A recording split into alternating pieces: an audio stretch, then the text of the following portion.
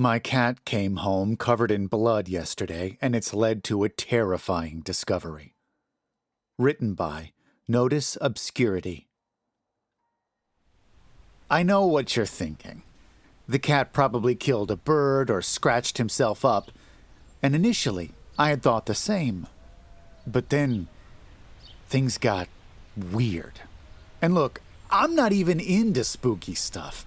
I'm a project manager at a tech company, and my girlfriend, Sam, is the most logic-minded person I know. She's a science teacher. And listen, we don't live in a weird place that gives off Netflix murder mystery vibes either. Quite the opposite, in fact. Sam and I live in a small English town off the motorway, the kind of idyllic place with hamlets and cobblestones and an old church that was built some 500 years ago. Everything about it is fashioned like it could be pulled out of one of those town and country type of magazines. A place full of old men who still doff their cap at women when walking their dogs, and where it's so safe you see young kids walk to school over the cobblestone streets every morning. Sometimes it feels like we've walked into the 1950s. And true to form, the internet can be a little dodgy, but the beauty and warmth of the little place makes up for any small inconveniences. Our little blue cottage is on the far end of town, up the hill that leads out, and we always considered ourselves lucky to find it. Even if the kitchen was too small, at least we got a decent-sized back garden. Our landlady was a kind woman who lived 2 towns away. She was one of the few landlords that allowed cats on her property, and we moved in with our little black cat Byron on a cold February day when the grass in our front lawn was frosted and the ivy growing along the walls was utterly bare. That was 2 years ago, and honestly, we've had no complaints. We've had an IT guy in a couple of times to help us with the internet, but by and large, everything's worked the way it should. And we've been happy here. At least we were, until that night. In the English countryside, a lot of us let our cats roam free, and our cat was a feral rescue. Given the lack of cars around us and the motorway being far enough away not to be a worry, we'd let Byron out to roam in the back garden in the woods. He'd scamper off during the day, black tail swishing, and come back for dinner in the evening when we called him. The woods began behind our house and stretched all the way to the lavender fields, and sometimes Sam and I would take walks through the path that began behind our house. Our neighbors were charming. The town was charming. Our life felt charmed too. Would have stayed that way forever if Byron hadn't come home one day, black fur slicked with what looked like liquid from head to toe, eyes wild, meowing a deep, hideous mewl that I'd never, ever heard from him.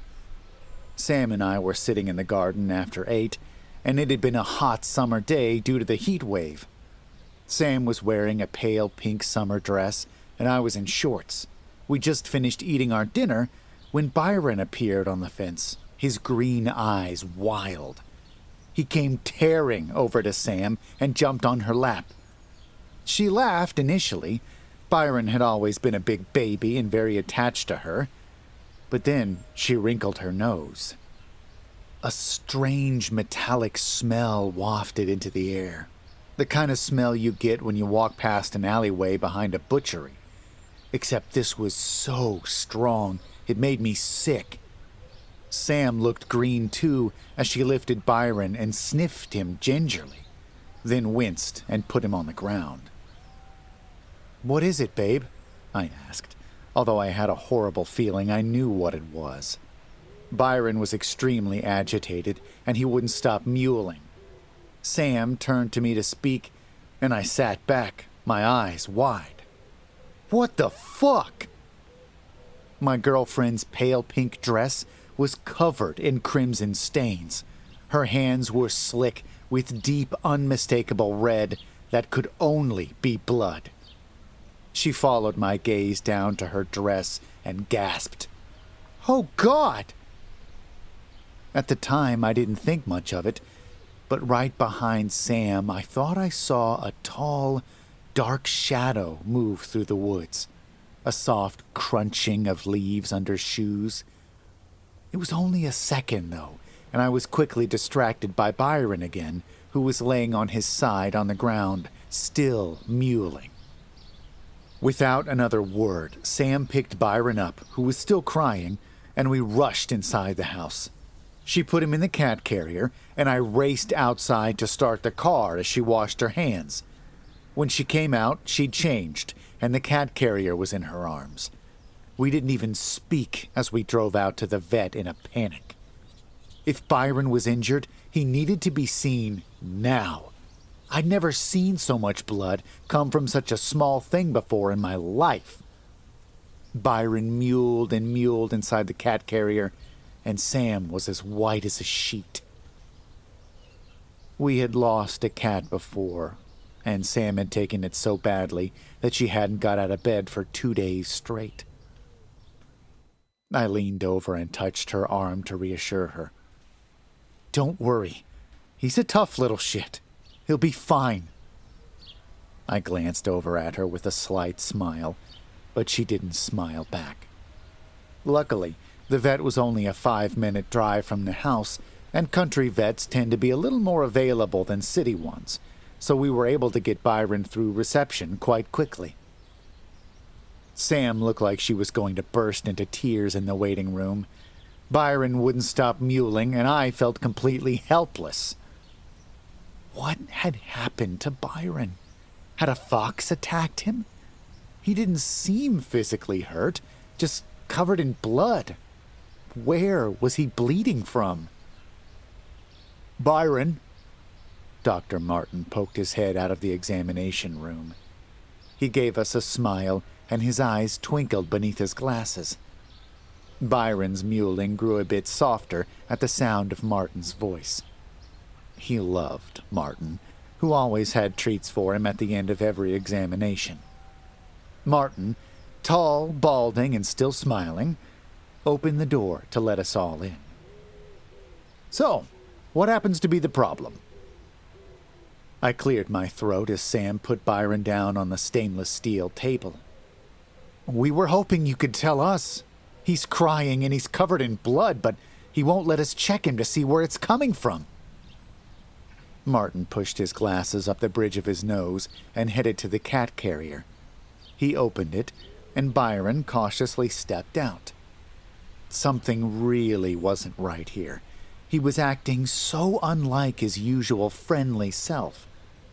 Martin ran a gloved hand down his fur and then lifted his fingers to the light. "Well, it's definitely blood." Carefully, he checked Byron's mouth, nose, his fur, and even examined his rear. He looked up. "Nothing. Not even a scratch." Something felt a bit odd about the way he said this. He didn't seem surprised. He didn't seem, as concerned as I would imagine a vet would be. But I felt Sam nearly pass out from relief next to me. "He's okay then?" Martin nodded, a large smile on his face that didn't reach his eyes. "Well, he's definitely not injured. Something's just shaking him up. He might have killed a bird in the woods." "That's a lot of blood for one little bird." The involuntary thought popped into my head. I noticed he took a swab and wiped some of the now drying blood on it. Then he buzzed for the nurse. "Can you wash young Byron with the medicated shampoo, please? He's made a right mess of himself." Before the red-headed nurse took Byron to the next room, Martin gave him a treat. He must have noticed my expression as I looked at the swab, and he smiled reassuringly. "I'm going to run some tests on the blood just to be safe. We'll let the nurse clean him to see if there's anything we missed, but you should be able to take him home today." Sam breathed another sigh of relief. "Thank you so much, Martin. Do you know when you'll have the results?" Martin chuckled. "Us in the backwaters here? About a week or so, I think. It'll have to go to London to get tested." He saw Sam's ashen face and quickly added, "I promise you'll be the first person I call when the results are in." "Thanks," I said, ushering Sam out and giving Martin a smile. Sam sat in the yard, still a bit pale but clearly doing better. In about 40 minutes, Jenny, the nurse, brought Byron out to us. "He's been lovely as always, a bit tired now, so he should sleep right through the night." I kneeled and looked at Byron in the carrier, and a pair of bright emerald eyes glinted back at me. He meowed softly and padded at the cage door, asking for cuddles. "In a minute, mate. Let's get you home." I paid the bill, which was a whopping £100, as Sam took the cat carrier back to the car. As we drove out, I saw Jenny and Martin standing at the front of the clinic, watching us. We waved at them, but they didn't wave back. Instead, they just stared at us as we drove away like we were strangers they'd never met. Byron slept between us that night. He was usually a more independent cat. It's like he knew something was going to go wrong. Sam sleepily stroked his belly, and I watched her hand repeat this movement until I slowly fell asleep. The next day, everything felt different. I don't know what exactly it was. It's like the flavor and taste of the whole house had changed. You know when you wake up the day after losing someone you love, and everything feels like it's just gray? It was that feeling, but neither Sam nor I had lost anything. In fact, Byron was fine. He woke up and was as playful as always. Still, Sam and I didn't even speak to each other as we usually do when we first get up. We spend a few minutes cuddling and talking before one of us makes coffee. Today, I tried to speak to her before I got up, but she was facing away from me. She just got up, fed the cat, and got dressed like a robot. Her skin was still pale, and I reached out to squeeze her hand after I came out of the shower, and she didn't squeeze it back. It was like she was a ghost, and the real Sam wasn't even there. I tried to put it down to the fright she'd had the previous day. We left for work barely even saying goodbye properly to each other, when usually we hug each other so tight, knowing it's the last time we'd see each other for 8 hours. As soon as my car hit the motorway, I felt a wave of relief pass through me. When I parked in the car park to my office and picked up a coffee and sausage roll from the cafe around the corner, I practically had a spring in my step. What was happening? Why was I so relieved to be away from my cozy little home life with Sam? I usually counted the minutes to getting home, but today my gray desk and my gray little cubicle with the ugly fluorescent lighting looked like the most inviting thing I'd ever seen. I sat down to start doing back-end stuff for clients, and the hours ticked by fast, too fast.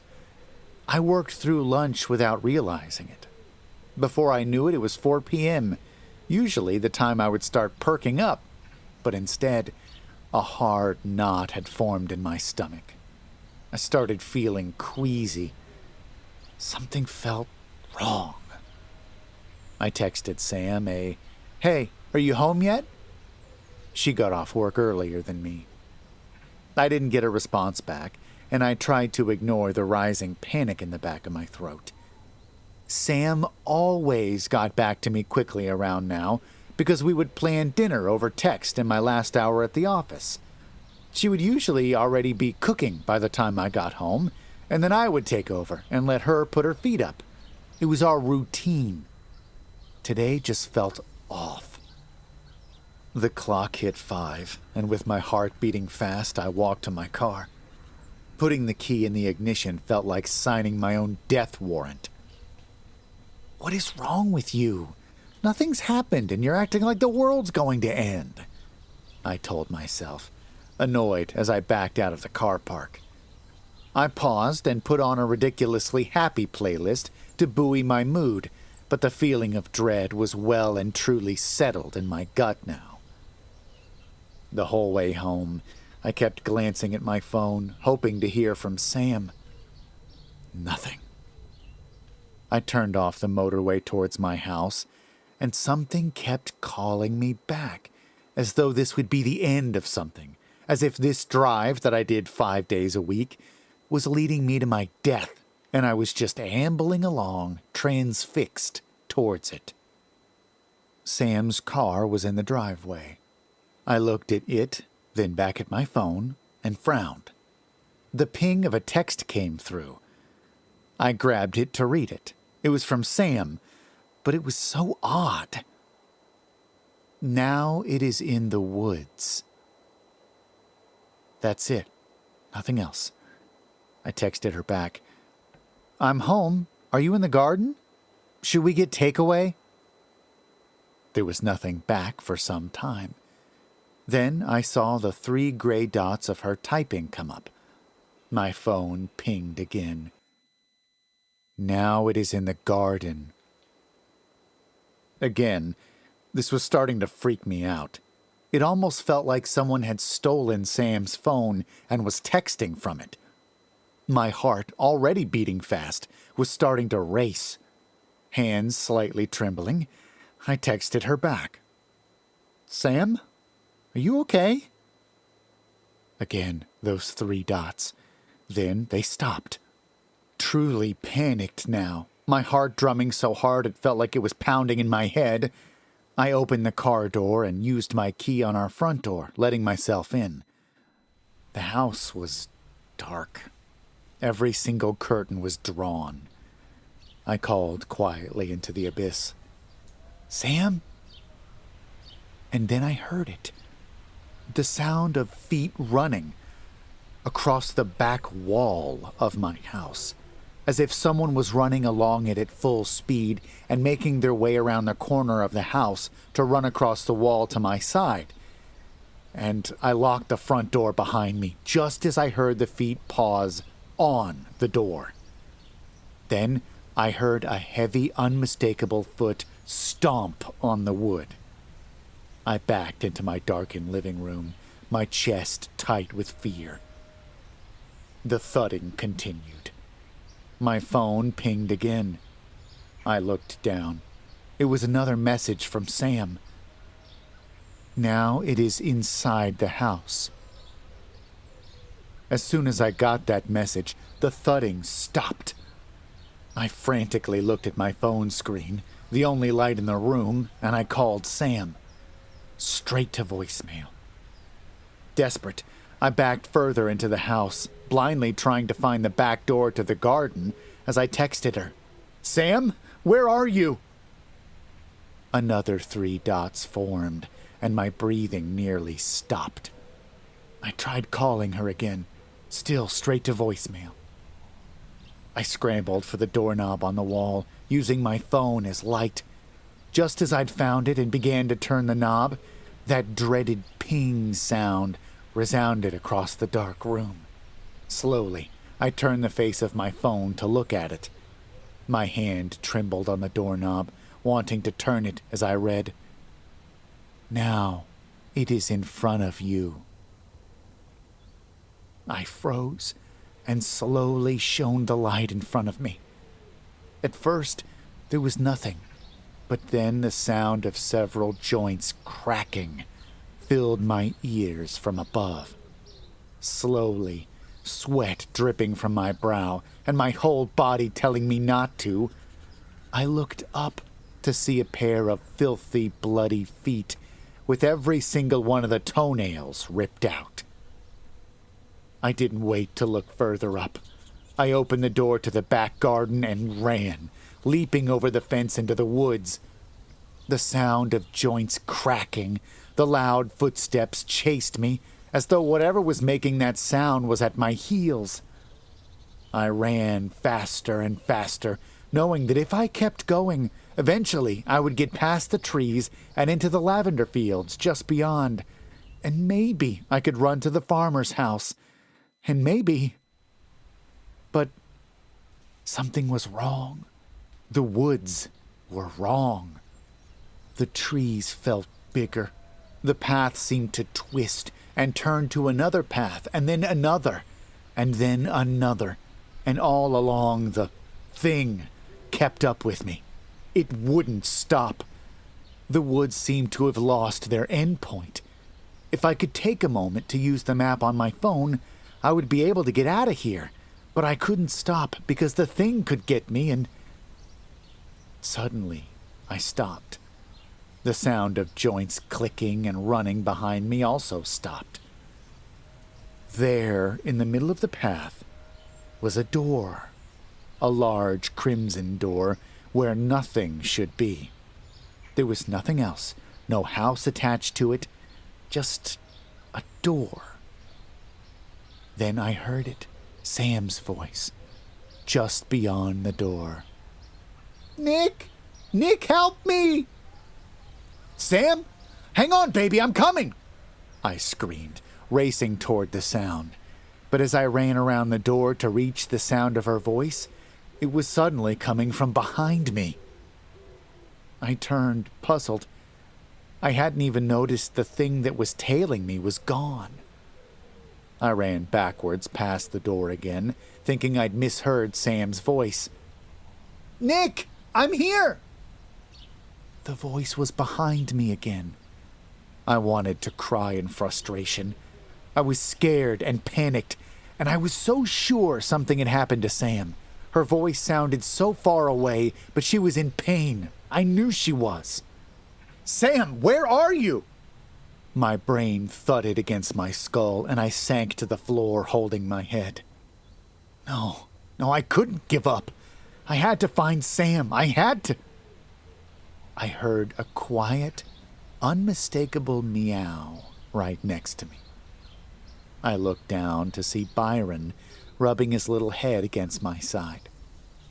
I reached down, trembling, to touch his head, half afraid he was an illusion. He purred and rubbed his head against my hand. I choked back a sob. He was real, and I was so relieved to see him. I picked him up and buried him against my chest, taking in his soft warmth. Tears began to fall down my cheeks as I rocked him. "Where's your mom, Byron?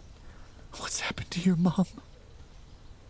Byron just meowed, not understanding what was going on, but made no move to leave me. I buried my face in his fur to hide my tears, and then suddenly Byron hissed and wriggled against me.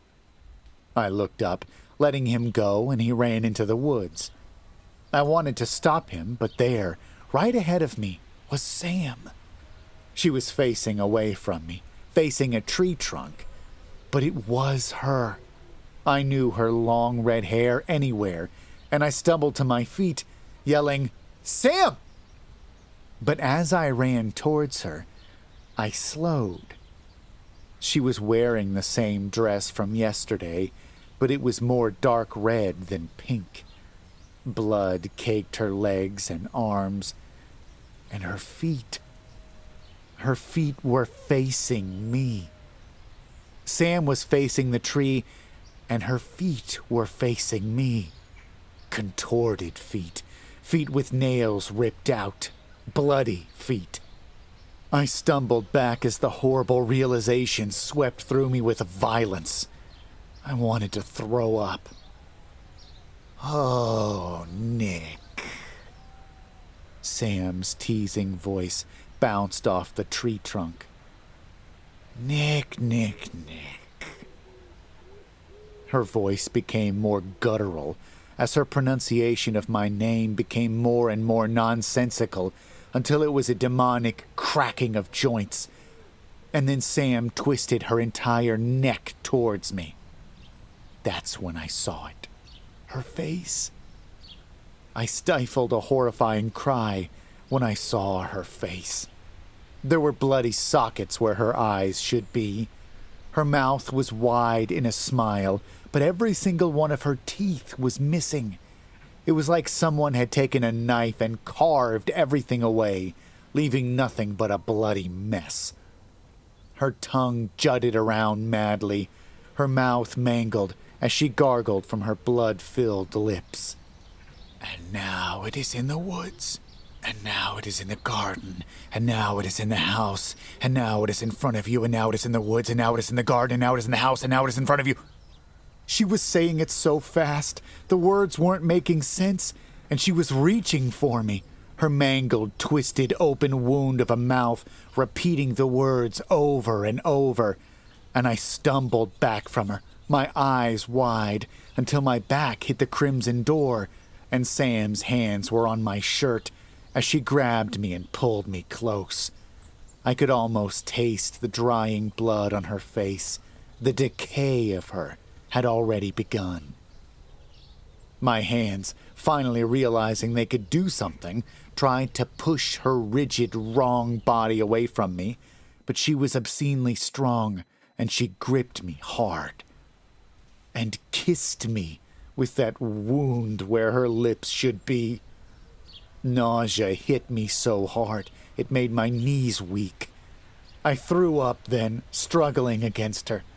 As I did this, she pushed me hard, and I fell through the open door and kept falling and falling and falling through the darkness. I hit water. At least I thought it was water. There was a strange, strong smell I couldn't place. In the darkness, I couldn't tell what it was, and my eyes took some time to adjust. I moved my hands in front of me blindly and touched something smooth and cold. It felt like... My fingers dipped, and I realized I was touching the eye sockets of a skull. I gasped and fell back into the water. By now, my eyes had adjusted a bit, and I saw that I was sitting amongst several decaying corpses, mountains of them, and I was sitting in blood. I wanted to run out screaming, but shock paralyzed me to the spot. Whatever had done that to them would soon come back for me, and I think I would have stayed there, white-faced with shock, if I hadn't heard a soft meow from behind the mountain of bodies before me. It was Byron. He rubbed his head against my wet shirt, and I realized that this is where he must have got blood all over him from. I touched his head gently and saw he was already moving away. It occurred to me he must know a way out.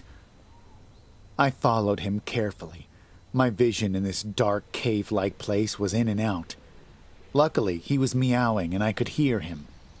I can't tell you how relieved I was to see the light. I almost cried. Byron came up to me and I hugged him, both of us soaked in blood. It was the forest and it was getting darker, but at least I wasn't in a cave full of corpses. I nearly ran, seeking the edge of the forest adamantly, Byron struggling in my arms. Finally, I found an edge by the side of the road and collapsed there, still holding my cat tight. I didn't even notice the elderly couple stop their car and jump out to ask if I was all right. I didn't even feel them guiding me to their car. I'm now sitting here in the accident and emergency room. They had to pry Byron out of my arms, and the nurse is watching him because I screamed bloody murder when they took him away from me. All I can think of is Sam. Her face, her eyes, those woods, and the pile of corpses in that cave. I know it wasn't her who did that. It couldn't be. But they've tried calling Sam many times now. She's nowhere to be found. They say they keep getting her voicemail. Her work says she hasn't been in for a week, which makes no sense at all because it was only today that she was acting any different. The hospital has called the police. I can see from the dark clothes that a cop is walking towards me. His face is heavy with suspicion, and I'm starting to realize just what Sam's disappearance and my turning up looking like this looks like. but just the thought of it is utterly absurd. I didn't do a thing to Sam. Sam nearly killed me. Didn't she?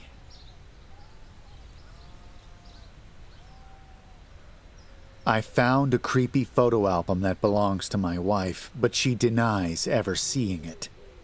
Written by Nodus Obscurity. My wife Isabel and I met because of a murder in our freshman year at college. Her dorm had been blocked by the cops because a girl we both knew had been found stabbed 42 times in her bed. The killer had taken her eyes, mouth, nose with him. The strangest thing was that not one person in that crowded dorm heard her scream. Isabel lived a few rooms down from the scene, and I saw her standing at the very center of the crowd, her arms wrapped around Christy, the victim's roommate, who was white with shock. They looked terrified and still in their pajamas, but Isabel turned and her blue eyes met mine. Something in her gaze was so sad and scared that I knew right then in that moment I needed to protect her. I went up to ask if I could help in any way, and ended up spending the day helping Isabel look after Christy. After that, we were pretty much inseparable. I was there for her when the police announced they were trying to search for the killer but had no leads. He struck again a few towns over, exact same MO, and then again a town over from there. The press began to call him the college butcher. Isabel spent more time at my room after that. She was majoring in literature, so I'd find notes strewn across the room about everything from Dante's Inferno to Austen's Pride and Prejudice. I didn't mind, though. Isabel was beautiful, kind and funny, and someone who lived a very normal life until that point, so I could understand the shock. She loved her parents, had 2 younger sisters, and the first time I met her parents for Christmas, I almost resented my own parents for not welcoming me nearly as warmly as they welcomed us into their home. It was perfect, too perfect, and I should have been smarter, wiser. But I was young, stupid, and deeply in love. We got married a few years after college, after I'd got a job as a software developer, and she'd got a job working as a teacher at the local high school. We bought a house in a quiet, safe neighborhood, in a quiet, safe town, and for a while, everything seemed so good. For 10 whole years, everything has been good. Until 3 weeks ago, when I decided to clear out the attic because I could swear I heard something skittering up there when I was getting ready to leave in the morning.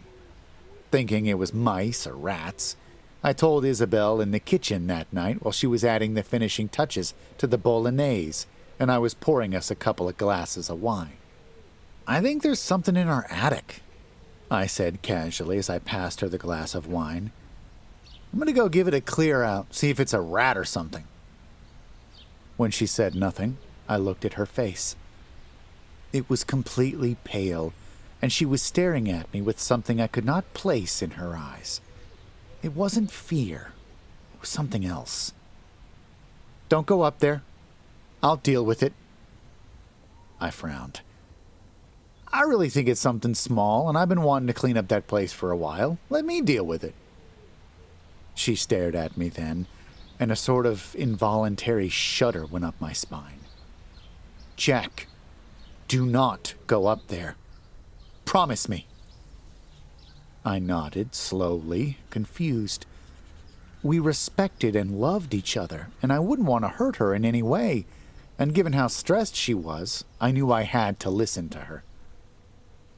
But she may as well have dangled a chocolate chip cookie in front of my face and told me not to ever touch it. So I waited until she left for work one morning and went up there. The attic was dark, but we had a light in the middle of the room. Regardless, I had my phone's light I could rely on. Since ours was an older house, we had actual stairs leading up to the attic, as opposed to a ladder, and when I walked to the end of the hallway and opened the door that led to the attic, I swore I heard a creak at the top of the stairs. The kind of creak only a foot can make when it lands on a faulty floorboard. The hair at the back of my neck stood up, as though a cold draft had blown into the hall. I squinted into the darkness at the top of the stairs and softly asked, "Hello?" As the moments passed, rationality caught up with me. How stupid was I to think there was something up there? Annoyed at myself, I climbed, grasped my phone and flicked the light, and with more confidence than I truly possessed, I walked up the stairs, listening to each stair creak as I did. The attic was creepier than I remembered it. It was actually a space I'd planned to convert into a game room of sorts, but Isabel had talked me out of it, and honestly, over the years, I'd forgotten how big it was. It was your average attic in many ways. Dusty, wooden floors, a small window at the end of the room overlooking the neighborhood, but it was spacious. Sure, it held all our junk, but even so, the boxes and the couple of pieces of old furniture took up such little space at the far end of the room. I remember thinking how nice skylights would be in the sloping ceiling. Why had Isabel, who was so organized and wanted all the rooms in the house to be used, so keen to leave this as it was? A slight unease had started to make its way around the corners of my mind. As if on autopilot, I walked to the end of the attic where the 5 boxes which contained Isabel's things were lying. Part of me was screaming that this was a massive invasion of her privacy, but I didn't care by that point. I wanted to see what was in there that was making my wife act so strange about this particular room.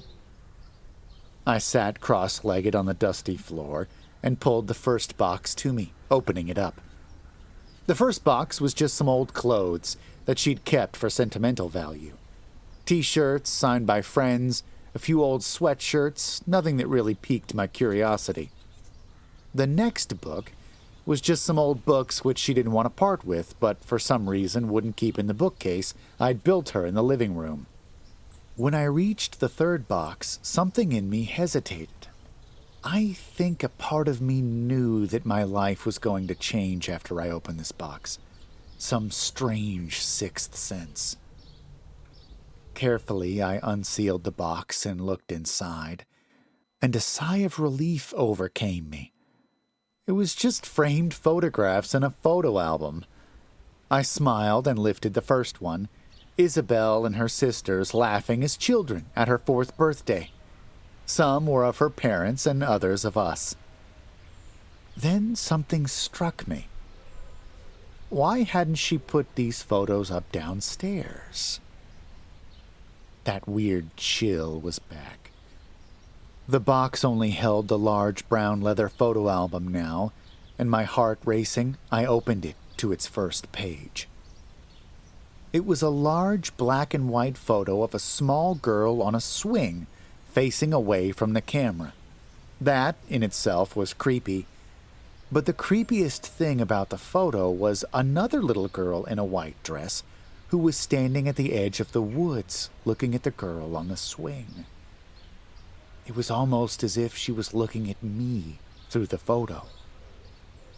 The next page had the same little girl on the swing, playing on the jungle gym, smiling as she swung from the bars.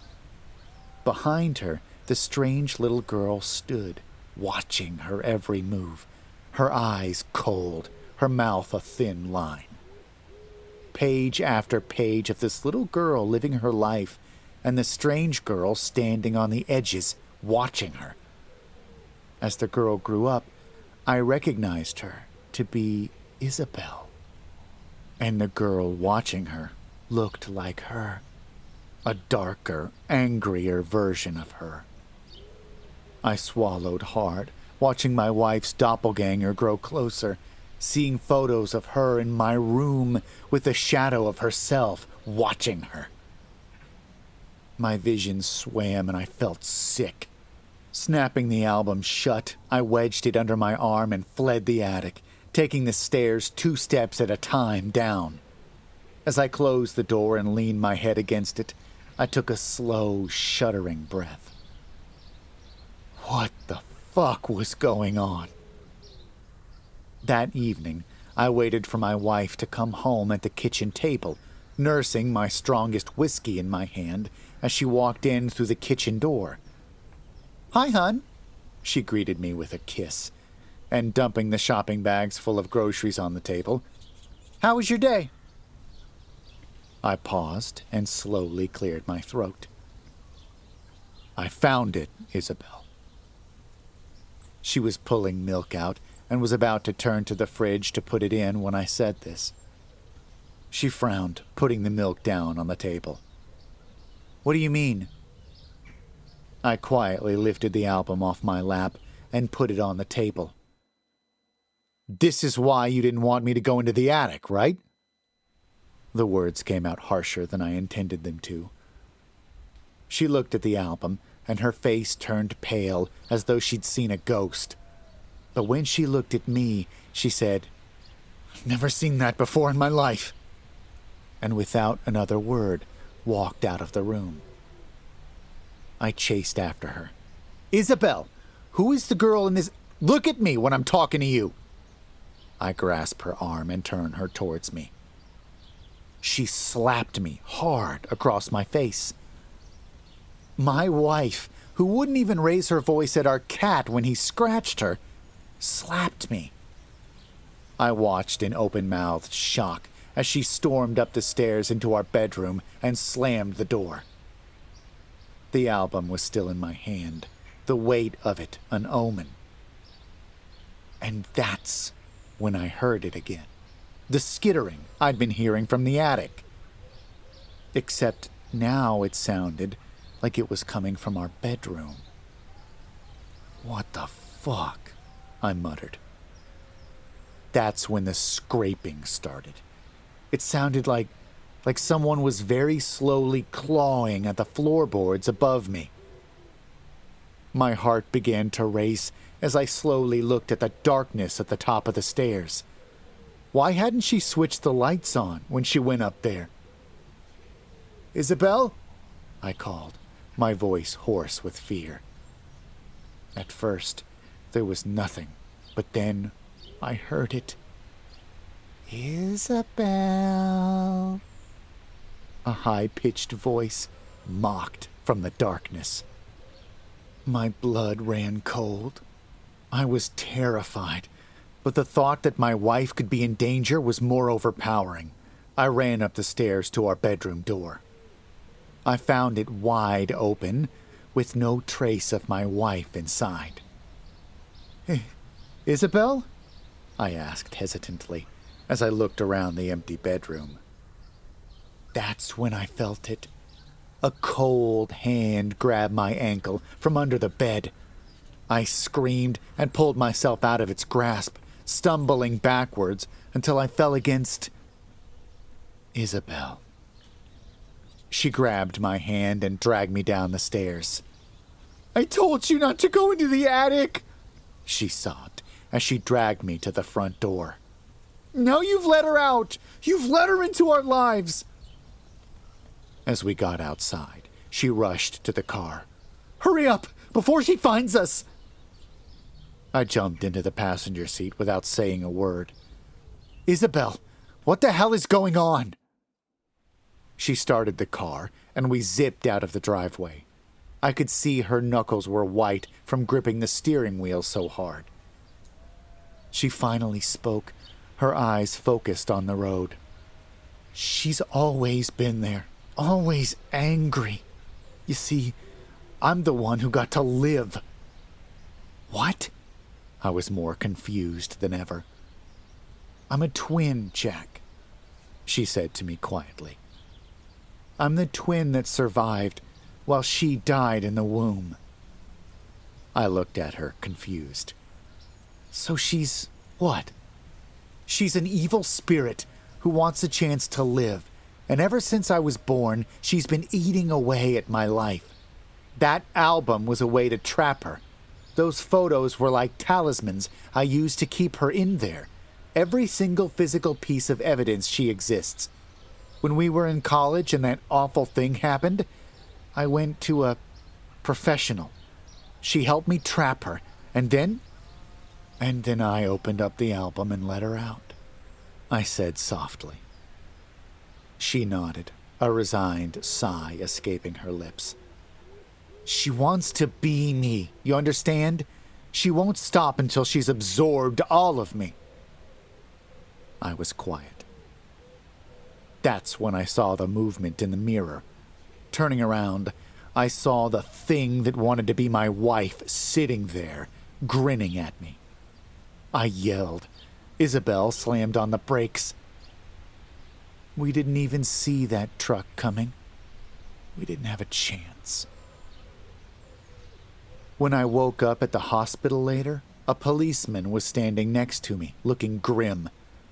I blearily tried to get up, but my whole body felt like a bruise, and I fell back onto the bed, breathing hard.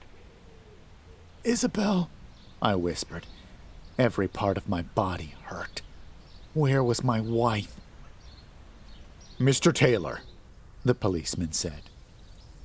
I'm sorry to inform you that your wife was killed in the accident. The news hit me like a punch in the face. No. I strangled back a sob. No, no, no, no. Sir, I am sorry for your loss, but you're going to need to answer some questions for us. The police officer pulled up a file and looked at me carefully. I nodded through the tears running down my face. We'd like to know why your DNA has showed up in a string of murder cases. Are you familiar with the case of the college butcher? If there's anything I've learned tonight, it's that some doors ought to remain closed, and some books should stay shut and tucked away. If you enjoyed these stories, please leave an upvote on the story at the links below and a like on this video. Subscribe for more horrifying tales like this one.